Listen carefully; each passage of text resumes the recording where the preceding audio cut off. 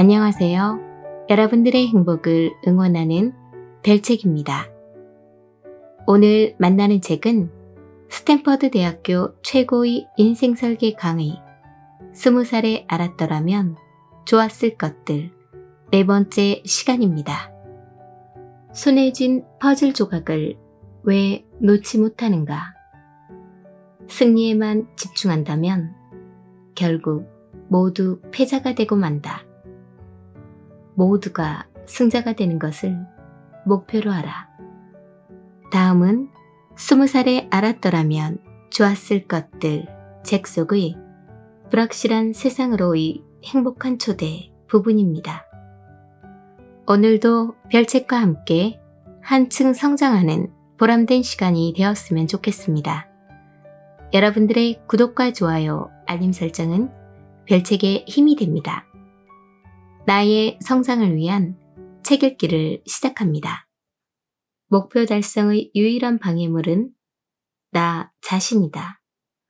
스탠퍼드 대학의 기계공학과 교수인 버니 로스는 이 점을 설명하기 위해 D스쿨에서 흥미로운 실험을 한다. 그는 강의 중 학생 한 명을 지목해 교실 앞으로 나오게 한 다음 내 손에 있는 빈 물병을 빼앗으려고 시도해보라고 말한다. 버니는 물병을 꽉 쥐고 있고 학생은 그것을 빼내려고 시도하지만 실패한다. 그런 후 버니는 표현을 약간 바꿔서 이 물병을 빼앗아 보라고 말한다. 그러면 학생은 아까보다 훨씬 더 열심히 노력하지만 그래도 대개 실패한다. 버니는 학생에게 물병을 빼앗으라고 계속 자극하고 부추긴다. 그럼 대개 학생들은 세 번째 시도에서 물병을 빼앗는데 성공한다. 이 실험이 전해주는 교훈은 무엇일까? 무언가를 시도하는 것과 실제로 그것을 행하는 것 사이에는 커다란 차이가 존재한다는 점이다. 우리는 늘 무언가를 시도할 생각이라고 말한다. 살을 뺄 거라고, 운동을 더 많이 할 것이라고, 취직을 할 것이라고 말한다. 그러나 사실 시도의 결과를 따지고 보면 그것을 하거나 하지 않거나 둘 중 하나다. 시도할 생각이 있다는 것은 핑계이고 도피일 뿐이다. 시도한다고 말만 할 것이 아니라 실제로 노력을 집중하여 행동해야 한다. 확실하게 행동하지 않는다면 목표를 이루지 못한 데 대한 책임은 전적으로 당신에게 있다. 스타워즈 에피소드 5 제국의 역습 속 하거나 하지 않거나 둘 중 하나야. 해본다는 건 없어. 라는 요다의 명언처럼 말이다. 또한 버니는 학생들에게 핑계는 아무런 의미가 없다고 심하게 말해 허튼 소리에 불과하다고 강조한다. 우리는 충분한 노력을 기울이지 않았다는 사실을 숨기기 위해서 늘 변명하고 핑계를 댄다. 삶의 모든 부분에서 그렇다. 지각한 것에 대해, 과제를 제출하지 않은 것에 대해, 시험에 떨어진 것에 대해, 가족과 충분한 시간을 보내지 못한 것에 대해, 애인에게 전화하지 않은 것에 대해서 변명이 있을 수 있다. 당신은 사회적으로 용인될 만한 이런저런 핑계를 만들어낸다. 할 일이 너무 많았다고 또는 몸이 아팠다고 말이다. 그러나 정말로 약속을 지키겠다는 무언가를 실천하겠다는 의지만 있다면 방법은 반드시 찾아낼 수 있다. 이런 말이 다소 가혹하게 들릴 것이다. 우리는 모두 변명을 만들어내고 듣는 일에 익숙해져 있기 때문이다. 버니는 변명하는 것, 즉 어떤 일을 하지 못한 데 대한 이유를 설명하는 것이 사회적으로 자연스러운 일임을 인정한다.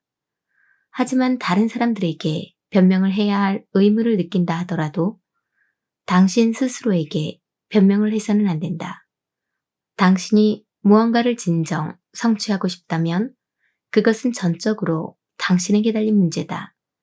이를 설명하기 위해 버니는 학생들에게 각자 제일 중요하다고 여기는 목표를 적고 그것의 달성을 방해하는 요소들을 모두 적어보라고 한다. 대개 학생들이 종이를 채우는 데에는 몇 분씩 걸린다.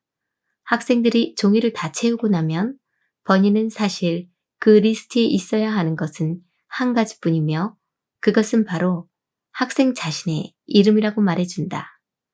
우리는 목표를 이루지 못하면 다른 사람들을 탓하거나 또는 방해물이라고 여겨지는 외부 요인 때문이었다고 말한다. 다시 강조하지만 목표를 이루는 것은 처음부터 끝까지 오로지 당신에게 달렸다. 궁극적으로 당신 인생의 주인은 바로 당신 자신이다. 당신 인생을 책임져야 하는 사람도 당신 자신이다. 당신의 노력이 부족해서 무언가를 이루지 못했다면 다른 핑계를 대서는 안 된다. 이것은 비단 개인에게만 해당되는 얘기가 아니라 조직 차원에서도 중요하다.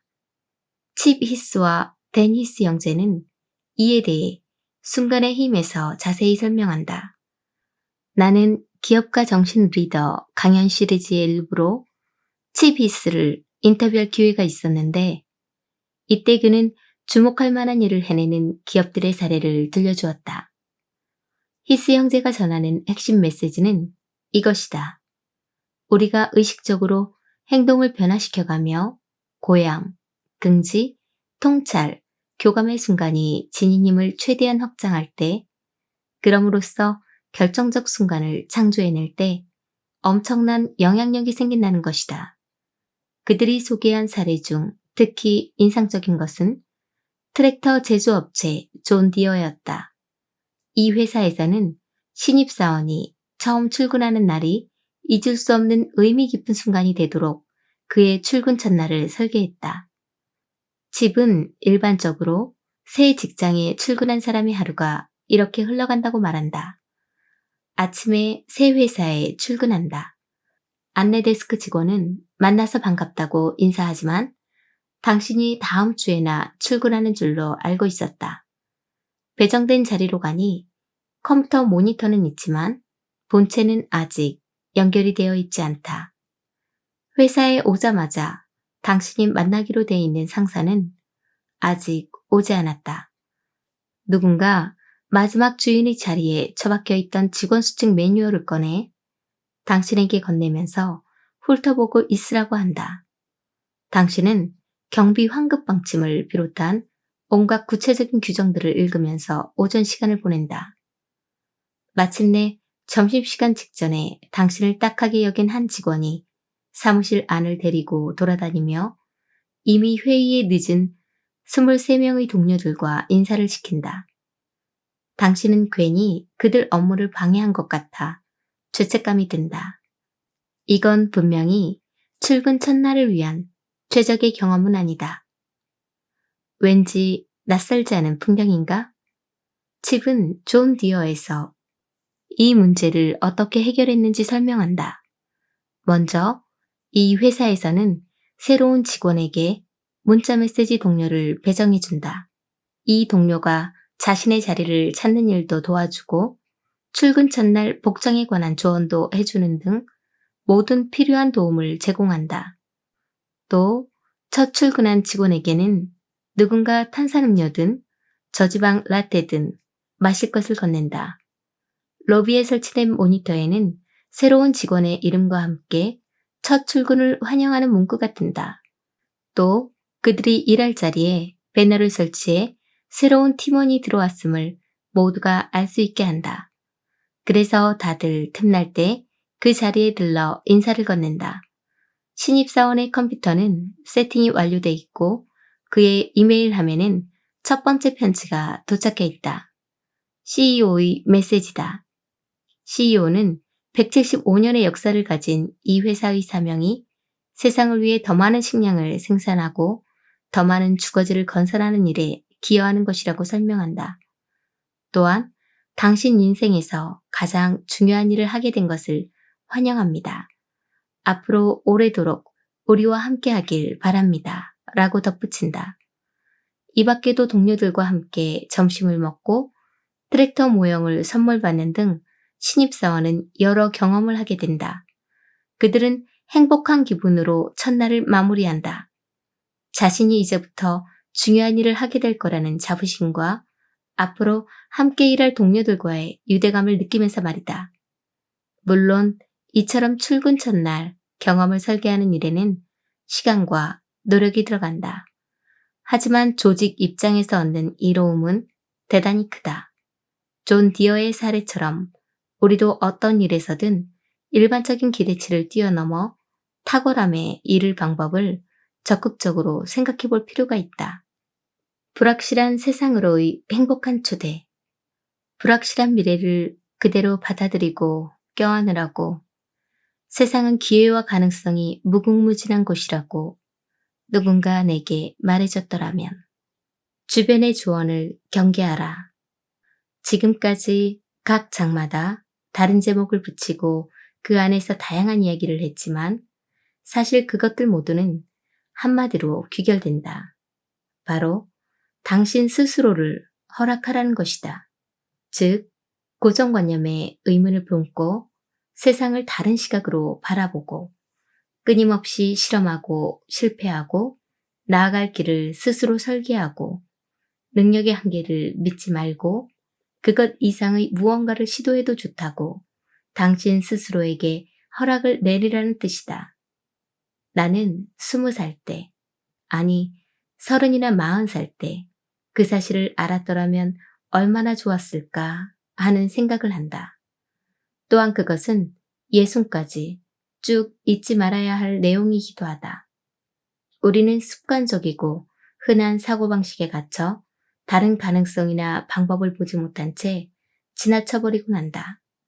당신 주변에는 방관자처럼 먼 발치에서 당신에게 안전한 길을 가라고 정해진 선 바깥으로 나가지 말라고 자신이 간 똑같은 길을 따라오라고 조언하는 사람들이 무수히 많다. 그게 서로에게 편하기 때문이다. 그렇게 말함으로써 그들은 자신이 내린 선택이 더욱 옳다고 믿게 되고 당신에게 따르기 쉬운 처방전을 알려준다. 하지만 그것은 당신의 가능성을 옥죄는 커다란 제약이 될 수 있다. 사람들은 자신과 똑같은 길을 걷는 당신을 보며 위안을 느낄 뿐만 아니라 때로는 자신보다 당신이 더 잘 나가지 않는다는 사실을 다행으로 여긴다. 라틴 아메리카 지역에는 옷자락 끌어당기는 사람을 뜻하는 표현이 있다. 이는 남이 자신보다 더 높이 올라가거나 성공하는 것을 막기 위해서 남을 끌어내리려고 애쓰는 사람을 가리키는 말이다. 또 어떤 나라에는 그와 유사한 상황을 가리키는 말로 키 큰 양귀비 신드롬이라는 것이 있다. 이는 다른 사람들보다 뛰어나게 훌륭한 사람이 있으면 그 사람을 깎아내리라는 성향을 말한다. 평범한 무리 속에 섞여 있는 것이 바람직하고 앞서 나가는 사람은 무리의 다른 사람들에 의해 뒤로 끌어당겨질 위험에 처하는 것이다. 더욱이 어떤 나라에서는 남과 다르게 행동하는 사람이 마치 범죄자처럼 여겨지기도 한다. 예를 들어 브라질에서는 기업가를 뜻하는 엠프리사리오가 도둑이라는 의미로 쓰이기도 한다. 브라질에는 역사적으로도 훌륭한 기업가의 롤모델이 별로 많지 않으며 어떤 이들은 누군가가 기존의 틀을 깨뜨리면 그가 뭔가 불법적인 행동을 했을 것이라고 생각한다. 이는 개발도상국의 기업가를 양성하는 조직인 인데버가 부딪힌 커다란 벽이었다. 인데버가 처음 중남미 지역에 진출하여 기업가 정신을 가르치고 싶다고 말했을 때 그들은 큰 저항에 부딪혔다. 그래서 그들은 혁신과 기업가 정신의 진정한 의미를 전달하기 위해서 엠프리사리오 대신 엠프렌드도라라는 새로운 단어를 만들어 사용했다. 몇 년이라는 시간이 걸리긴 했지만 이제 중남미 사람들은 그 새로운 단어를 자연스럽게 사용한다. 인데버는 최근 이집트에서 비슷한 문제에 부딪혔으며 또다시 기업가에 해당하는 새로운 어휘를 만들어서 널리 보급할 생각이다. 출발점만 봐서는 도착점을 예상할 수 없다. 쉬르자드 샤미네는 사람들이 스스로에게 하는 이야기의 종류를 깊이 있게 연구하고 그런 이야기들이 자신의 발전에 도움이 되기도 방해가 되기도 한다는 사실을 밝혔다. 그는 저서 긍정지능에서 우리 마음을 지배하며 삶의 모습을 좌우하는 10가지 방해꾼을 설명하면서 마음속의 현자를 이끌어내야 한다고 강조한다. 10가지 방해꾼은 재단하기, 결벽, 아첨, 과민반응, 과잉행동, 통제욕구, 회피, 과잉성취욕, 피해의식, 과도한 합리성이다. 내면에 있는 이 방해꾼들이 우리가 눈앞의 상황을 바라보는 방식에 영향을 미친다는 점을 자각하면 그 방해꾼들을 잠재울 방법에 관한 힌트를 얻을 수 있다. 과민반응 성향이 있는 나는 이 방해꾼의 목소리를 누구보다 잘 안다. 이 방해꾼은 일이 잘못될지 모르니까, 위험한 상황이 있을지 모르니까 정신 바짝 차리고 경계하라고 늘 내게 속삭인다. 쉬르자드는 끊임없는 불안은 다른 곳에 유용하게 쓸 수도 있는 상당한 양의 에너지를 소진시켜버린다고 말한다. 물론 어떤 상황에서는 신중한 경계 태세가 유용하지만 그 정도가 너무 과도해지면 오히려 역효과가 나고 파괴적인 영향이 생긴다. 나머지 방해꾼들의 경우도 마찬가지다. 예를 들어 회피 습관이 있는 사람은 갈등을 피하려고 원래는 거절해야 맞는 일을 수락해버리거나 문제의 심각성을 축소해서 바라본다. 과잉 성취욕을 지닌 사람은 남들의 평가에 지나치게 신경 쓰기 때문에 지속 불가능한 워커홀릭에 빠지게 된다. 통제 욕구가 강한 사람은 늘 상황의 주도자가 되고 싶어 하면서 남들을 안전지대 밖으로 억지로 끌어낸다. 언젠가 쉬르자드는 우리 학교의 창의성 수업에 초빙되어 와서 내면의 방해꾼을 자각하는 방법과 그것을 잠재우는 방법을 연습을 통해 학생들에게 일깨워줬다. 무엇보다 학생들은 누구나 내면에 방해꾼의 목소리가 있다는 사실을 깨닫고 위안을 느꼈으며 친구들의 방해꾼에 대해서도 알게 됐다. 이를 통해 서로의 행동을 더 잘 이해할 수 있었고 방해꾼이 힘을 발휘할 때 그것을 알아채는 등 더 효과적으로 협력할 방법도 찾아냈다. 본질적으로 볼 때 우리가 과거에 한 경험과 현재 스스로에게 하는 이야기가 성취 결과에 중요한 영향을 미친다. 예컨대 각기 다른 경험과 배경을 가진 아래 네 사람이 앞으로 어떻게 인생을 살게 될지 생각해보라. 아무것도 가져본 적이 없는 사람, 편하고 풍족한 환경에서 자랐지만 그 모든 걸 잃은 사람, 빈손으로 시작해서 안락한 삶을 일궜다가 모든 걸 잃은 사람, 풍족했으나 지금은 빈털터리, 언젠가 다시 풍족해질 것이라고 믿는 사람. 현재 이 네 사람은 모두 같은 위치에 있지만 그 전까지 겪어온 경험은 상당히 다르다. 따라서 그들이 앞으로 발견하고 붙잡게 될 기회도 다를 가능성이 높다. 이 중에 누가 더 과감하게 리스크를 감수하며 모험을 할까?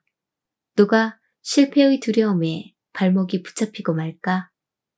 누가 남들은 못 보는 기회를 발견할까?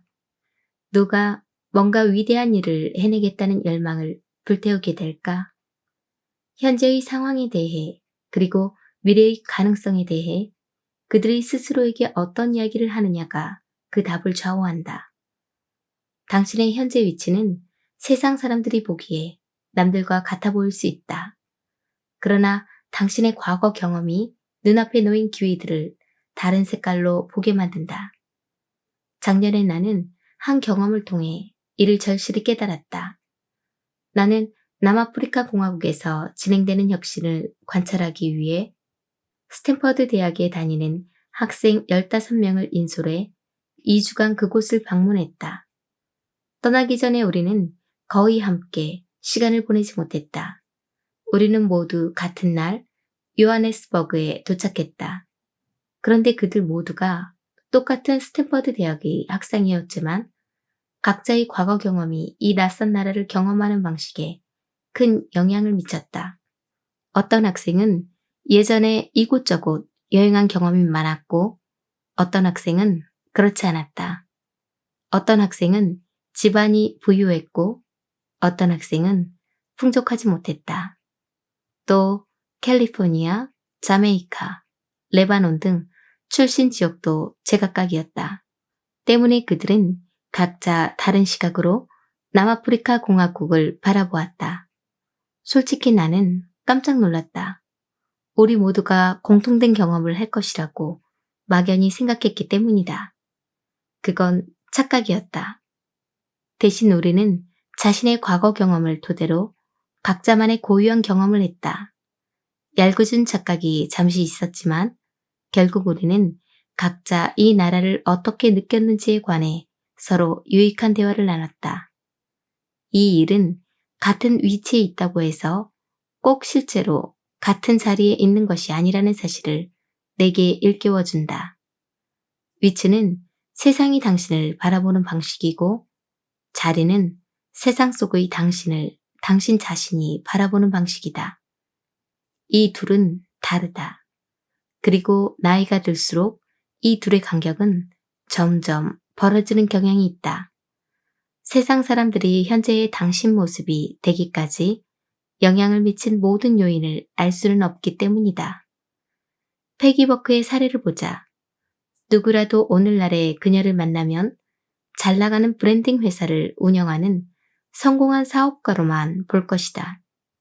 지난 30년간 회사를 키우면서 이룬 성과들이 가장 먼저 보일 것이고 그 위치에 오르기까지의 과정에 온갖 뻔한 추측을 할 것이다. 하지만 사람들은 사업을 일구는 과정에 들어간 어마어마한 노력과 그동안 회사가 겪은 절체절명의 위기를 알지 못한다. 또 어렸을 때 아버지 사업이 망하면서 패기와 그녀의 9 형제자매가 극심한 경제적 공공에 시달려야 했다는 사실을 아는 이도 없다. 어릴 적에 모든 것을 잃어본 아픈 경험은 그녀 자신만의 이야기 속에 깊이 박혀 있으며 날마다 최선을 다해 일하도록 그녀를 자극하는 원동력이 된다. 그녀는 절대 성공을 당연한 것으로 여기지 않고 회사가 흔들림 없이 굳건함을 유지하도록 노력을 게을리하지 않는다.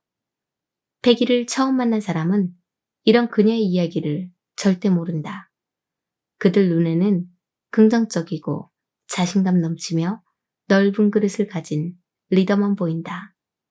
세상 사람들이 보는 그녀의 위치는 그녀 스스로 보는 자신의 자리와 상당히 다르다.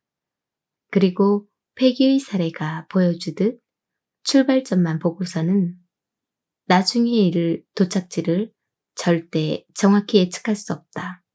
세상에는 모든 것을 갖추고 인생을 시작하고서도 그 자원을 전부 허비해버리는 사람이 있는가 하면 빈손으로 시작해 무에서 의미 있는 무언가를 창조해내는 사람도 있다. 여기까지가 오늘의 책 내용이었습니다. 오늘도 힘내시고 좋은 날 만드세요. 내일은 더 나은 당신의 세상이 될 것입니다.